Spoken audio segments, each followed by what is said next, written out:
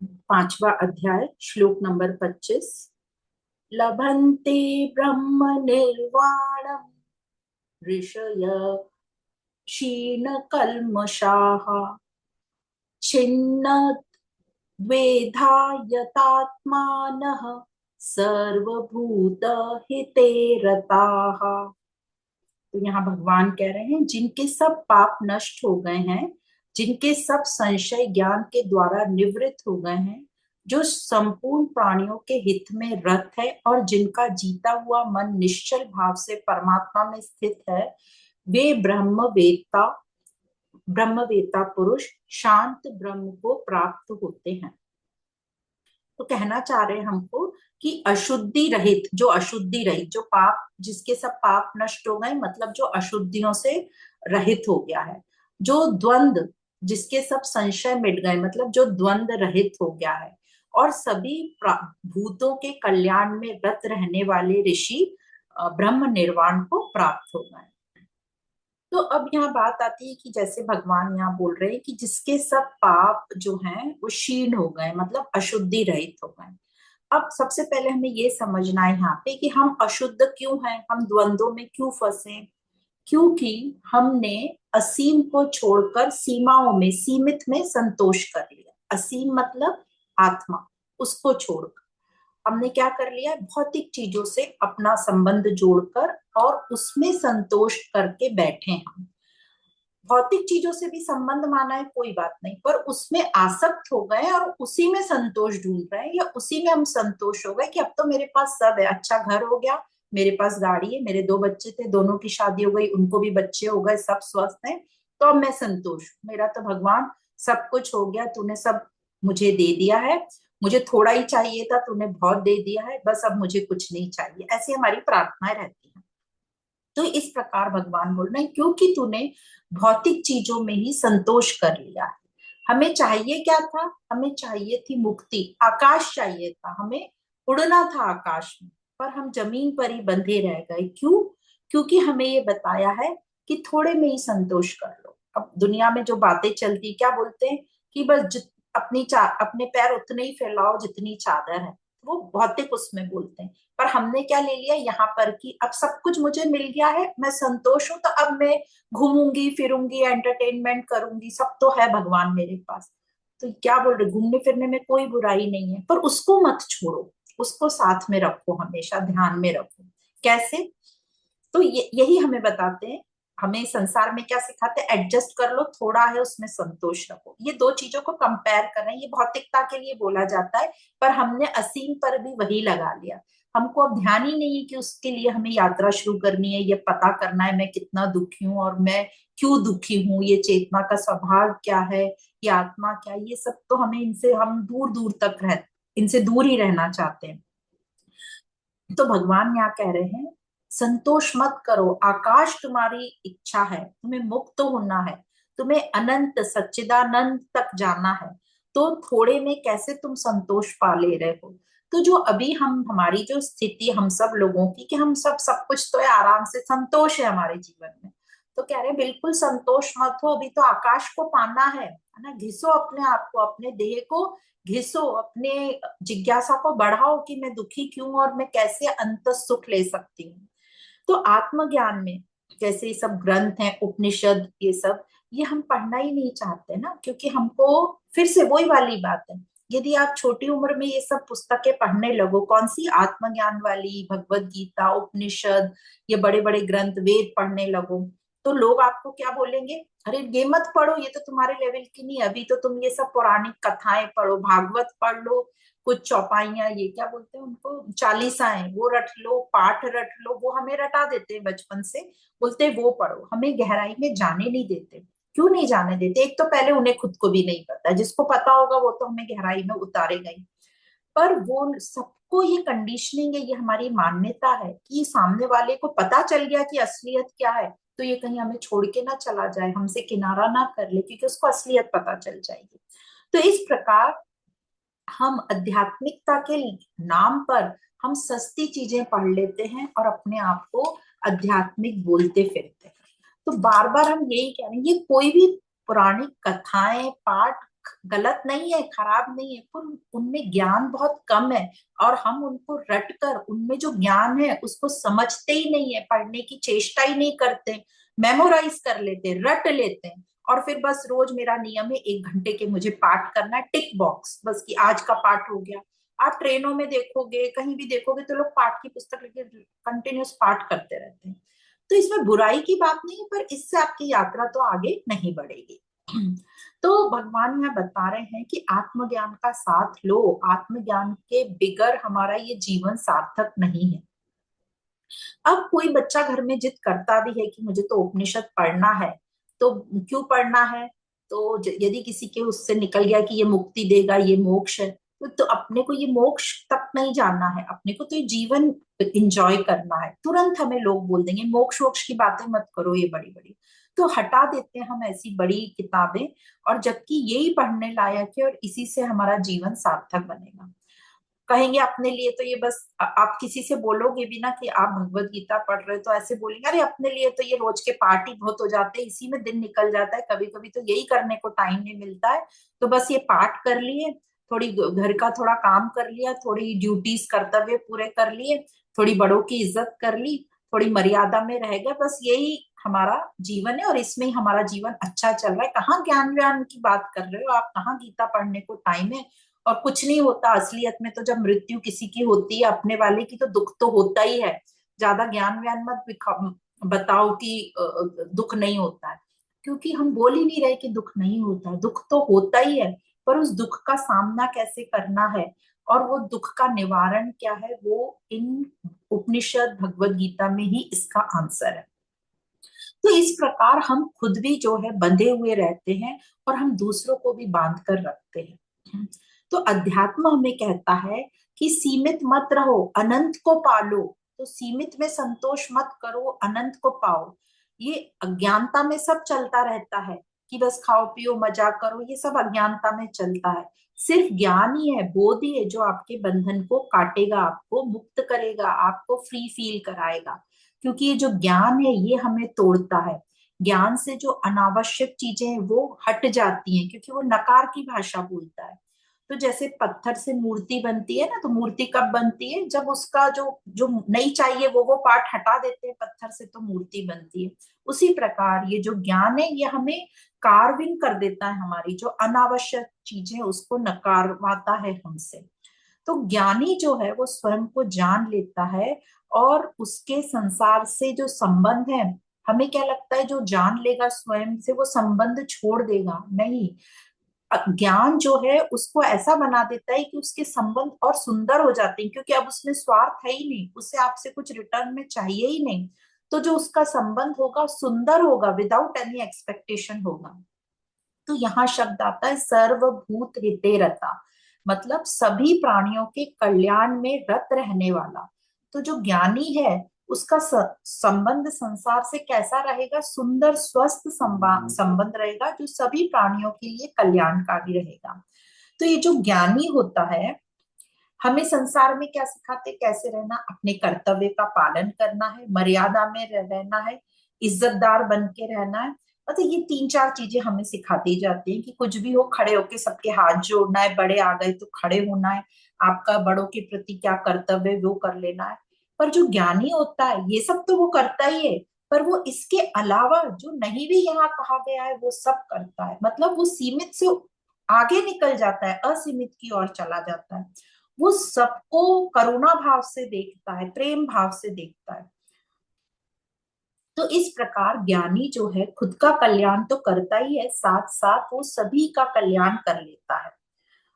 कैसे? कई बार सबको क्वेश्चन आते हैं कैसे वो दूसरों का कल्याण कर लेता है? क्योंकि वो जिसके संपर्क में आता है उसको तो मदद मिलती है, पर जो संपर्क में नहीं आता उसको भी मिल जाती है, क्योंकि जो हित हो रहा है प्रकृति में वो उसको भी लाभ होगा, तो उसकी भी मदद हो जाती है।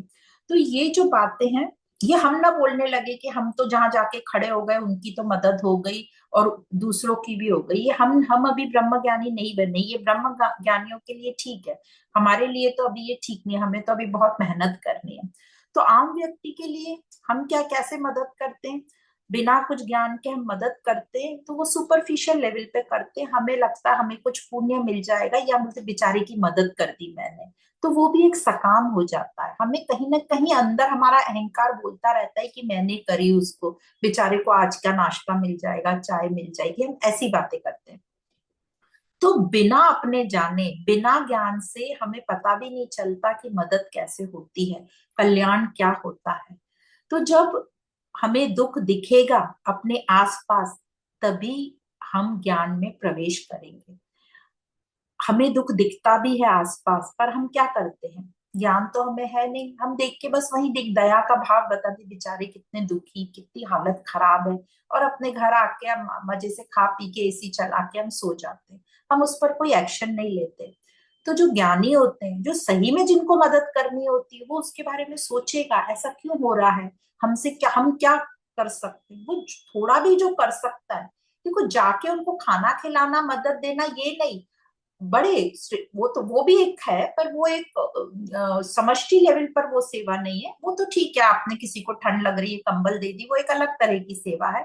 पर यहाँ जो बोल रहे कंटिन्यूस जो हमें करना है, हमें एनवायरमेंट के लिए करना है, प्रकृति के लिए कुछ करना है, तो उसके बारे में हमारी सोच चलनी चाहिए कि हम ऐसा क्या कर रहे हैं जो इतने लोग गरीब पड़े हैं, हम ऐसा क्या कर रहे हैं जिससे लोगों को खाने को नहीं मिल रहा है, हम ऐसा क्या कर रहे हैं जो ट्रैफिक में इतना ज्यादा ट्रैफिक है कि हमें चलने तक की जगह नहीं, इसके बारे में हमने अपने आप से जिज्ञासा करनी चाहिए।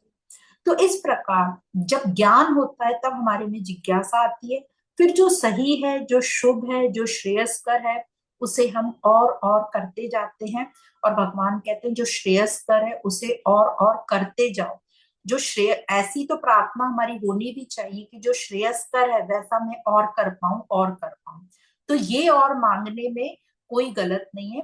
बाकी भौतिक चीजें मांगने में, सुख सुविधा मांगने में, भगवान बोलते हैं वो तो जितना मांगो वो स्वार्थ के लिए हो जाएगी हमारे। तो मन की शुद्धता पे काम करने के लिए बोल रहे हैं हमें कि मन की शुद्धता पर काम करते रहना है, द्वंद्वों से ऊपर उठने के लिए हमें काम करते रहना है, और आत्मा की ओर, इन सबको जब हम काम करते रहेंगे तो हम आत्मा की ओर बढ़ते रहेंगे। तो अधिकतर लोगों का ये मानना है कि बहुत साल काम कर लिया, अब तो आराम करना है। अब ये सब क्या करते हैं, छोड़ छाड़ के घर पे बैठ जाते हैं और अपने जीवन को नरक बना लेते हैं, और अपने साथ रहने वालों को भी नरक बना देते हैं वो। अब कई लोग बोलेंगे हमारा तो जॉब है, रिटायरमेंट होता है। हाँ, रिटायरमेंट तो होता है, पर फिर दूसरे कोई काम करो जो श्रेयस्कर है, जो शुभ है, जो सही है। तो या फिर जो बिजनेस में रहते हैं, व्यापार पे नेक्स्ट जनरेशन को वो सीट दे दो, और आप बैक सीट लेके गाइडेंस, ये जो आपका तरीका है, जो आप में चीजें हैं, ये देखो संसार को क्या जरूरत है तुम्हारी, वहां काम करो। तो जो श्रेयस्कर हो, जो बेनिफिशियल हो पूरी सृष्टि के लिए, उसकी सेवा में लग जाओ। तो अ, हम जो करते हैं बस रिटायरमेंट ले लो, अब तो क्या बस अब दुनिया घूमनी है, मजे करना है, और फिर थोड़े दिन बाद ही पता चलता है कि हमारे पास बहुत टाइम है, अब हम क्या करें, परेशान होते हैं, फिर हम सबको तंग करते हैं। तो जो भी है, जब तक हमारा ये जीवन है, हमें काम करते रहना है, अच्छे काम करना है, सही काम करना है, जो शुभ है वो करना है। और वो कैसे पता चलेगा, वो पता चलेगा जब हम आत्मज्ञान लेंगे, जब हमारी जिज्ञासा जागेगी, जब हम खुद को देखेंगे, फिर हम पूरी प्रकृति को देखेंगे कि कौन कैसा है, क्या कर रहा है, और मेरी कहाँ किसको जरूरत है। तो ये बात सबको एप्लीकेबल है, चाहे वो स्त्री हो चाहे वो पुरुष हो। तो यूजली स्त्रियों का होता है, बहू आ गई अब तो आराम करना है। अरे तो तुम बहू को क्या काम करने के लिए लेकर आए हो जब आराम करना है ना। तो ऐसी बातें हमारे मुंह से बिल्कुल भी नहीं निकलनी चाहिए। तो अपने चारों ओर देखो कि क्या स्थिति है ना, किस काम की जरूरत है, मैं क्या कर सकती हूँ, और उस सेवा में हमें लग जाना। तो इस प्रकार ये 25 नंबर के श्लोक में बताया गया। अब आगे चलते हैं श्लोक नंबर 26। काम क्रोध वियुक्तात्मा, काम क्रोध वियुक्तात्मा, आत्मा नहीं है, वियुक्ता नाम, काम क्रोध वियुक्ता नाम, यति नाम यत चेतसाम, अभितो ब्रह्म निर्वाणम वर्तते विदितात्मनाम।